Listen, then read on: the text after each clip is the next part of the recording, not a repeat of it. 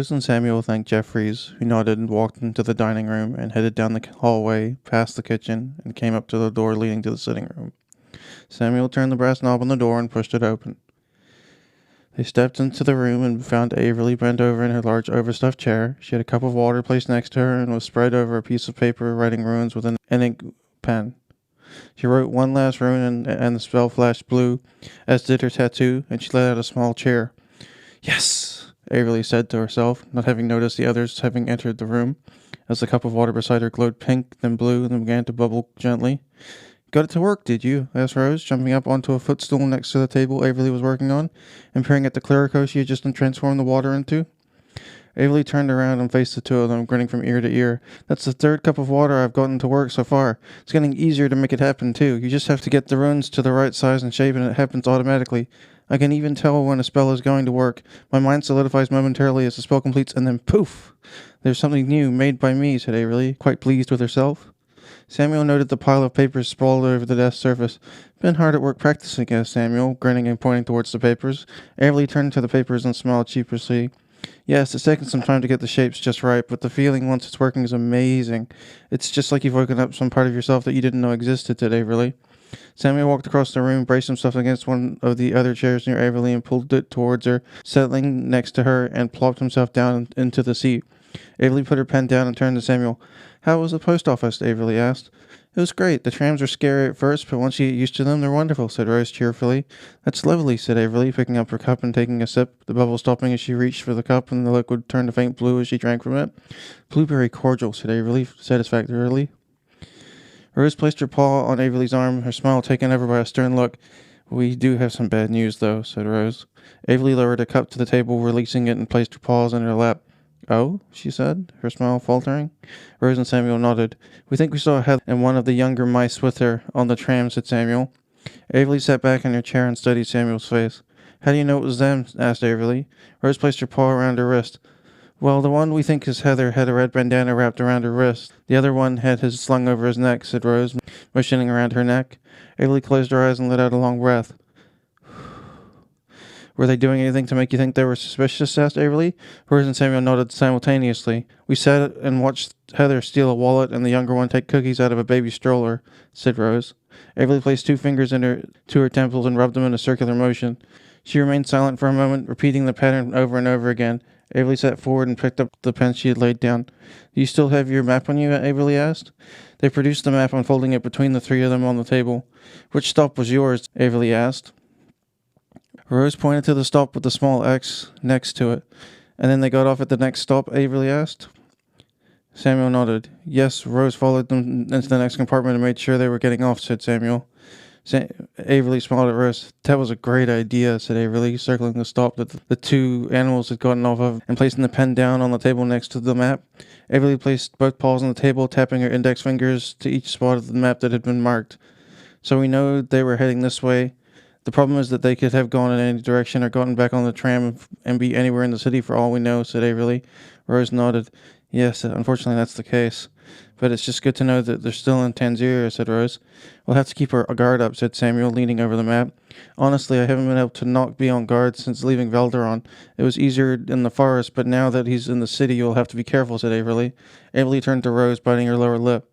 Rose noticed that Averly suddenly looked tired and that the corners of her eyes drooped downwards in an unconscious grimace as she continued to worry her lower lip. "I'm not sure what we can do, but we'll do our best to make sure that you're safe, Averly," said Rose. "Of course we will," said Samuel, nodding. Averly gave a bland smile. "Thanks, guys. Hopefully we won't see them again, but if we do, I'll figure out what to do when we get to it. The city is pretty large, so the odds of them finding me are pretty low," said Averly. Averly raised her arm and took another sip of the Clerico, which turned orange and fizzled gently against her nose. Averly looked up from the cup. "Would you 2 like some Clerico? It would make me feel better to focus my attention on something else for a while," said Averly. "Sure," said Samuel. "I'll go and fetch us some water from the kitchen." Samuel got up to leave, heading out from the room and into the hallway, and closed the door behind him. Rose sat with Averly, kicking her legs out against the side of the stool. Rose looked up to Averly. "You know you'll be okay, don't you?" asked Rose sympathetically. Averly nodded slowly. Yes, of course I'll be alright. Of course I'll be alright. It's just hard to forget Valderon's scrunched up face. He used to get so angry at us when we didn't do what he wanted, and it's not that easy to shake that fear that he's still wooden still. I just hope Heather is okay, said Averly. Rose placed her paws in her lap and looked at them solemnly. I think she would be all right. I didn't notice any bruising or anything while I was watching her, said Rose. Averly looked at her own paws. He's good enough not to leave them for the public to see. Draws unwanted attention when you're walking around with a black eye. I'm sure she was sporting something fresh under her clothing, said Averly, wincing. Rose grimaced at the thought. Put the thought of that sort of thing out of your mind. It doesn't do anything to think about the past damages you've taken. You survived it and you're still here. That's the important part, said Rose, patting Averly on the knee. Averly nodded. Yes, I suppose you're right. Best to get on with life than fixate on the past, said Averly, the beginnings of a smile forming on her lips. Rose smiled up to her. Right. You're with us now, and we're happy to have you, said Rose, enthusiastically. Rose stood up on the footstool and looked over the small pile of papers on the writing desk. You've been quite busy, haven't you? Asked Rose. Averly turned her attention to the table before her. Yes, it's been an absolute blast trying to get these runes to make sense and do what I want. I think once I've gotten your drink sorted, I'll start practicing the messaging spell and let Martin know that I've gotten my locket, said Averly, palming her necklace without realizing it. Rose could see she was already attached to the small thing. That seems like a good idea, said Rose. Averly began to organize the papers that laid helter-skelter across the table, placing the pieces of paper completely consumed with runes at the bottom of the pile, flipping half-empty pages over, and placing the freshest pages on top of the pile. Next to these, Averly straightened her pen and, satisfied with her organization, sat back in her chair and relaxed. Averly looked over to Rose at the door. As the door at the side of the room opening, Samuel came and carried a mug in each paw. Samuel walked up to the table and placed them down next to stacks of paper. There you go, said Samuel, turning and taking a seat next to Averly. Thanks, said Averly, turning her attention back to the table. Averly reached for the nearest page with one paw and the pen lying next to it with the other, placing them in front of her before grabbing each mug and placing them on the center of the piece of paper. Okay, watch this, said Averly, grinning. She began drawing a circle around each mug, and then copying down the runes she had spent the day creating over and over. She circled the first mug, stopping with the space for one rune at the lowest point, and then moved on to the next ring and did the same. See, I can do most of the spell and leave the last part blank to make it easier to finish, said Averly. Averly filled in the last space of the first spell, and the ink glowed blue, and the water shimmered in the mug. It turned opalescent before solidifying into a light red liquid and becoming clear once again. Averly handed the mug over to Rose and turned back to the final mug, finishing the spell. The water, once again, shimmered, this time changing into a faint blue before going clear again. Averly handed the mug to Samuel, where the liquid in the cup began to bubble and shimmer once again, expectant of his needs. Rose and Samuel stared at the mugs, watching as the colors and consistency of the liquid changed again and again before settling back into the clear form they were used to. It's getting easier. I didn't have to repeat any of the runes this time, said Averly, satisfied with herself. Averly looked up to Rose. Well, go ahead. Try it. Let me know what you think, said Averly. Rose smiled and raised the mug to her lips. The liquid in the mug fizzled and changed to a gentle orange color as she drank, changing back to its clear self as she lowered the mug. Rose took a large swallow. Orange dandelion fizz, said Rose, enjoying the flavor. Averly beamed up at her. Great. I'm glad it worked. The first time I got it to work, everything was sour and it smelled odd, like vinegar. I'm happy that it's working properly, said Averly. Rose smiled, noticing how Averly's mood had brightened so quickly. Rose looked over at Samuel, who was taking a deep draught from his mug. Samuel smacked his lips, letting out a satisfied sigh as he lowered the mug. Mine is elderberry cordial, said Samuel. It's absolutely lovely, Averly. Averly turned her smile to Samuel. Thank you. I'm glad you're enjoying it. I'll be able to make that for us whenever we want now. I think what I'll do is write out a few of these on a sheet of paper and tear them off as I need them. Having a few of them handy would make it more efficient, I think, said Averly, turning back to the stack of papers before her. I think I'm ready to try the correspondence spell to let Martin know what's going on now. Averly reached for a fresh sheet of paper, placing the first one she had been using on the bottom of the stack, and readied her pen above the new page. She pulled on the paper with Martin scrawling on it out from under the pile and placed it next to her current sheet. Averly eyed the correspondence spell. Inside the circle with the spell's runes were the words, Place your text to be sent here. Averly wrote out the words, Attempting to send you a message, Martin, sir, and circled it cleanly with one flourish of her wrist. She then began copying the runes down around the circle until she reached the last one, depicting Martin's name, and the spell glowed a dull green, and the message inside the circle disappeared, erasing in the reverse order that she had written the letters as the light faded. Averly blinked, not expecting the words to fade, and then placed the pen down next to it. What do we do now? Asked Samuel, staring at the blank circle before them. Averly looked up at him. I'm not sure. I don't even know if it worked. The writing doesn't say what happens when the spell fires correctly, unfortunately, said Averly. Look, said Rose, pointing to the paper. The circle on the page was glowing a faint red, and the letters were writing themselves within its perimeter, in the same script that adorned the spell page next to Averly's workspace. Ah, glad to hear that. When you're done reading this, touch the text and it'll fade so you can write your response. If you need to save it for later, circle the text around the runes and it'll become permanent. To send the response, just tap my name at the bottom of the spell and it'll pop off to me. Happy to know you were able to find something useful from the Amberstone's collection. We'll be able to chat whenever you like, youngling. At the end of the sentence, a ram's head appeared, a large toothy smile crowding the character's face. It winked at them before settling to match the dull red ink of the previous letters. Wow, said Samuel. Silly old ram, isn't he? Said Rose, laughing at the ram's smiling mouth. Averly sat still for a moment. It worked, Averly thought to herself. I can't believe it worked so easily. Averly grabbed the pen and touched the dried ink with one fingertip, poking the ram on the forehead, and watched as the ink faded from the page and scrawled out in a hasty reply. How fantastic! Thanks so much for your help. I'll keep that in mind. Thanks so much for the guidance, sir. Averly tapped Martin's name at the bottom of the circle, and the words faded in a green hue. She sat back in her chair, which creaked at her unwanted movement, and reached for her mug of Clerico. Averly took a tentative sip from the mug, and upon realizing it had become honey ginger mead, her absolute favorite drink, she took a long pull from the mug, emptying it completely. Averly placed the mug back on the table and relaxed. Now I'm going to have to try the other spell. Best wait until I can try it in private, though, thought Averly. It's quite amazing, isn't it? Asked Samuel quietly. Rose nodded. I've never seen magic used up close before. You make it look so easy, said Rose. Averly turned and faced Rose. It took me hours to get this Clerico to work. I think I just got lucky with the new spell, said Averly, thoughtfully. Her mind was elsewhere, focused on the animal she was hoping to locate with her third spell. There was a knock at the door, and Jeffries stepped in, carrying a tray of cut sandwiches and glasses of amber honey tea. Jeffries walked over to the large table that sat in the middle of the room and placed the tray down gently. I thought you might like a snack, said Jeffries. They rose from where they were sitting and made their way over to the table. Thank you, Jeffries, said Averly, picking up a sandwich from the platter. Averly took a bite and smiled. Watercress and cucumber, another of her favorite foods. The three of them pulled chairs out from the table and sat around the platter. Jeffries moved to the seat across from them and pulled the chair out, sat down, and folded his paws in front of him on the tabletop. I found what I needed for you, Miss Averly, said Jeffries. Averly finished her bite of the sandwich and swallowed and looked at him expectantly. Oh? Asked Averly. She had forgotten all about Jeffries in his surprise while she was working on her spells. Jeffries smiled at her, but his eyes remained cool. Yes, dear, it's something I've had for years that I thought you might find some use for, said Jeffries. Jeffries reached into his vest pocket and pulled out a small black book. It wasn't much larger than his paw and looked to be well worn around the spine and edges. It had obviously been around for a while and been used a fair amount. Jeffries laid the book on the table and slid it over to Averly. This is my spell book, said Jeffries. Avery dropped her half-eaten sandwich to the table and stared at the booklet. You're kidding, Averly said. Jeffrey's smile faded in a mildly stern look, and his eyes grew harder. Of course not. In this little book are decades of spells for any conceivable use I needed at the time. There's a listing at the back of the book for each spell, and I had the forethought to write down which the spell does when invoked correctly. I have no use for it any longer, and I thought it might be useful for teaching you various aspects of magical use, said Jeffries. Averly was flabbergasted. Thank you, said Averly, reaching gingerly for the book and pulling it towards her. Averly stared at it for a while, not saying anything. It's quite all right there. It's best to share what you know rather than hide it away for no one to use. Magic is no exception. I hope you get as much out of it that I did putting the spells into that book. It's my gift to you for helping the young master and Miss Amberstone. Use it well and take care of it. If you have any questions, please feel free to ask me. I'm more than willing to help you if you need it, said Jeffries, his expression changing into a polite smile.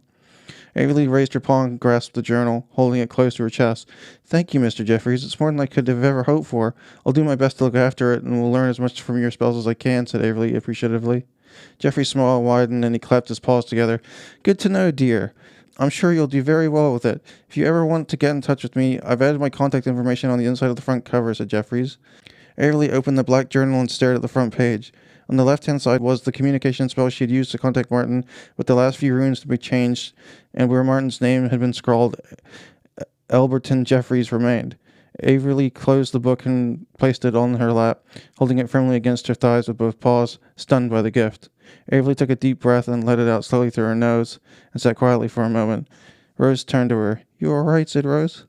Averly nodded, her head still facing downward towards her lap. Rose noticed why Averly had stopped talking. Tears were rolling down her cheeks. Averly looked up, her eyes welling. Thanks, Mr. Jeffries, gushed Averly. Jeffries' smile turned into a shocked expression. Quite all right, dear, said Jeffries, trailing off while staring at his palms resting at his lap. She's not used to having nice things happen to her, said Rose, turning to Jeffries and smiling at the wombat. Averly sniffled and wiped her eyes. Sorry, it's just a bit much, all of this, said Averly, wiping her nose on her sleeve and snuffling her wrist. Samuel turned to Averly. It's all right. I think Mr. Jeffries just wants to make sure you have every chance available to use your gift, said Samuel, smiling at Averly. Averly looked up to Samuel and blinked away a few of her tears. She was smiling again. I'll do my best, said Averly, wiping her nose against her wrist again and bringing the sleeve up to her eyes, clearing away the last of her tears. You do what you can with what we've given you, dear.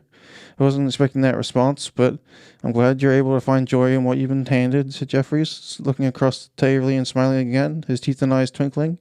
Averly sniffed hard, swallowed, and let out a deep, long breath. I think it's best if I go upstairs and collect myself a bit, said Averly, her voice still shaking. Of course, said Rose and Jeffries at once. Samuel nodded. Averly smiled appreciatively and excused herself from the group. She gathered her stack of papers and took those and her new notebook and made her way out of the room. The door shut quietly behind her as she closed it. Hi everybody. So I've made a new store called animalquest.shop, and I made my first shirt, Barkland Reading, at the Amberstone's house, and I would ask that you go and buy those there. I'll make a few bucks each time you buy something from there. And I have men, women's, baby clothing, and buttons, as well as other accessories, including dog bandanas, which I think are pretty cool. And I'll be adding more merch every week or two for that store as the stories progress and the sequels are written and read. I'll do the same for Divergent Mind. The link again is animalquest.shop. The link for Divergent Mind will be divergentmind.shop as well. Thank you so much. Jay.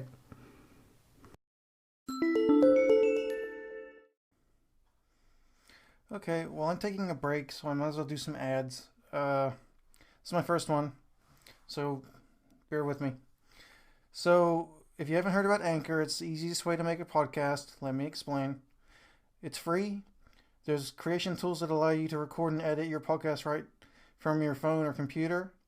Anchor will distribute your podcast for you so it can be heard on Spotify, Apple Podcasts, and many more. You can make money from your podcast with no minimum listenership. That's pretty cool. It's everything you need to make a podcast in one place. And all you have to do is download the free Anchor app or go to anchor.fm to get started.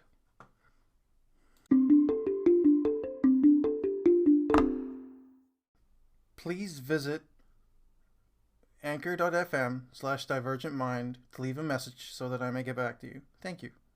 Have a nice day. So Anchor is asking me to ask you to support me financially. I would ask that you go to my Patreon to do that, which is patreon.com/divergentmind. It means you can either become a monthly subscriber at a different tier of $1 to $3 to $5. I'm not looking for a lot. I'm not asking for a lot. I'm not asking for anything. This is going to go at the end of my podcast. I don't like it when podcasts straight up ask you for money when I'm doing okay. Well, I'm not doing okay. I'm surviving now to the point that I can make this. I would love to be able to make improvements to this by, say, getting... So basically, I'm running off an iPad, and I would like to improve it by getting different things that would make it better. Maybe some headphones that monitor output, or a better mic, though the mic I got was from JWife, so I might not even use the better mic. You know what I mean? It's all about whatever I need at the time, but really it's just to get healthy again, because I'm currently over 300 pounds and I don't want to die that young. I would really like to be able to afford some vegetables so I can go back to my vegetarian diet, because being this big sucks. And I'm happy to sit in a chair all day, but I really got to walk my butt off, literally. So that's what the money would be for. it would be for healthy food because I can't afford it. I can afford ramen and pasta and rice and beans, but I can't live on carbs because that's how you get this big on antipsychotics. Junk food and carbs, which is just cheap and plentiful around me. So I would like to leave my house and just lose some weight. And to do that, I would like to go to the store and buy some vegetables, please. But you don't have to do anything. I'm not asking you to. I'm not begging. I'll figure it out on my own. Much pleasure, Jay.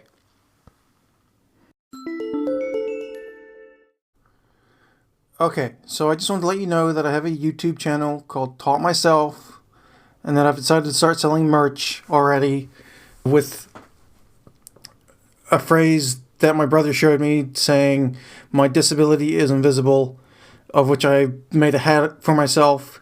So I decided to make hats, shirts, hoodies, for both men and women on Spreadshirt.com. All you have to do is search for "My disability is invisible." It's in green, and that's mine. You'll know it's me because when you click the sale icon, the same little Divergent Mind icon comes up.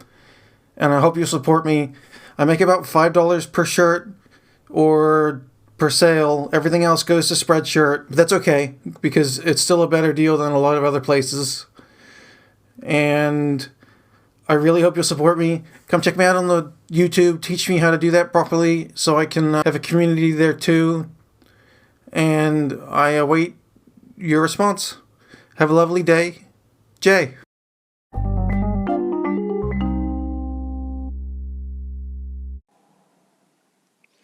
Hey people, take a listen to the Divergent Mind podcast. You get both insight into living with a serious mental illness and get to listen to a lovely tale about a journey cute little animals need to take. Don't miss out, and remember, divergent minds don't need to think alike.